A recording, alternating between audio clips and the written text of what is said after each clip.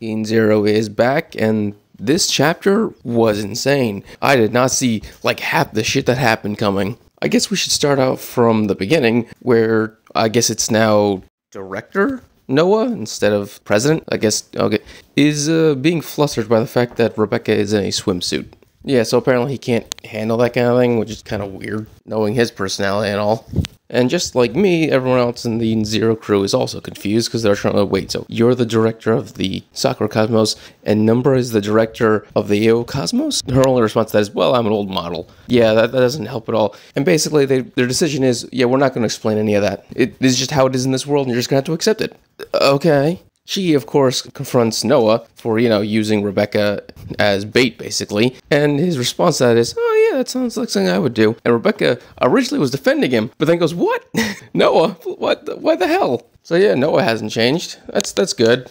It's good that he's still a bastard, even though he's a likable bastard. Then we get introduced to the director of the Yukino Cosmos. It's Rebecca's mom, Rachel. Yeah, that's a thing. That happened. That surprised the hell out of me, and apparently it surprised the hell out of Rachel as well, because she had no idea that she was the director. She just recently got her memories back when she finally met her husband, who got his memories back, and first thing he did was go straight to find his wife. So, he's a good man. She's also very much an older woman, you can tell, because what she does is she basically sticks her face up to the camera and starts crying and sobbing when she sees Rebecca. And Rebecca's like, you gotta zoom out. Zoom out. It's the button next to that button right there. Zoom out. Yeah, do that. Oh, and the reason why Rebecca was abandoned again was, well, same reason. Family issues with the cult, which means she's still part of the cult, but also part of the government, which doesn't make any sense. But once again, this is just how this universe is, so you just have to accept it, and we won't explain it. Great. That doesn't help at all. I want to know how that makes sense. What happened? And I have a bad feeling we're never going to get an answer for that. We're just going to keep moving forward. And we do. Because then we finally get introduced to the final director of the Katoi Cosmos, and it's Elsie. Because of course it is. This one was a complete left field for me. I did not see this coming at all. Like, whatsoever. And if you actually look at her, she, of course, didn't lose her eye in this universe, so she has both eyes. Plus, she's wearing, like, a knight princess outfit, which is very similar to what Urza likes to wear casually. So, basically, she just looks like Urza now. As you can imagine, everyone's happy to see her, know that she's actually alive this time. They basically say hi, all casual-like, and then James pops up and basically threatens them because they are now disrespecting, royalty. She screams out justice once he sees them, and of course, Holy thinks that's funny. In fact, most of the Royal Guard thinks that's funny, actually. And we'll talk about the Royal Guard in a second, because But yeah, James is apparently engaged to Elsie in this universe, which doesn't surprise me at all. They were engaged in the last universe until the Civil War happened. Now, the announcement was supposed to be given to the entire crew, and so Rachel's a little hesitant when she realizes that there are a bunch of members who are missing, but it's fine. They're up on Eden Zero.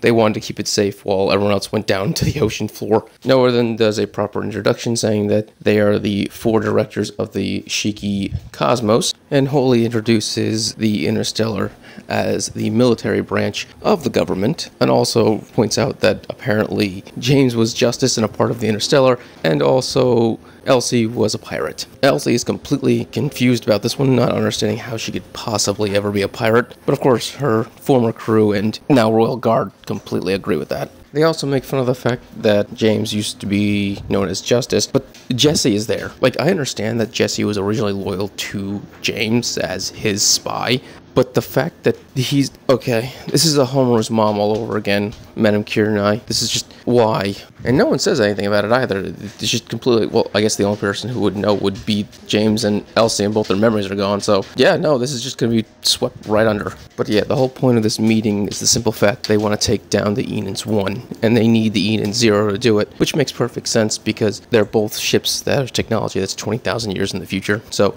the government and literally no one has anything that can take on either ship. So basically they need to rely on the Eden's 1 crew to take him down.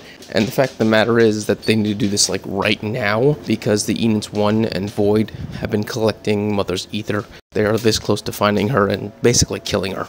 As you can imagine, the Eden 0 crew is like, yeah, no, we'll totally do this. That was our plan from the very beginning, was taking down the Eden 1. Rebecca assumed that's what Rachel and her plan was from the beginning, but no. Rachel's entire plan was just to get them to Mother. She had no interest in them fighting an android that had the technology from 20,000 years in the future. She didn't want to risk her daughter's life, but at this point, there's really no other choice. Everyone has to work together to take down the Enix 1. But yeah, everyone agrees upon the plan, and so the Enix 0 just takes off, leaves, meeting's over. That's when Andrew appears out of fucking nowhere with some stew, and I got completely lost at this point. I was like, what? No, how is he alive? He died hundreds of years ago. Like, there's no way a human being can live that long. What? And he's still young? That didn't make any... No, none of that made sense to me. Obviously, the next page, it was revealed that he was in cold sleep for 200 years. Why? What? Why? Why was he in cold sleep? What would be the purpose of that? What reason would he have to go under for 200 years? Did he go off into space like he did last time, but this time his machine worked and he was able to freeze his body and he just wandered around for 200 years and came back and was defrosted? Like, I don't understand. Nothing is explained. We're just supposed to be like, oh, well, this is how this world works here. Explain it!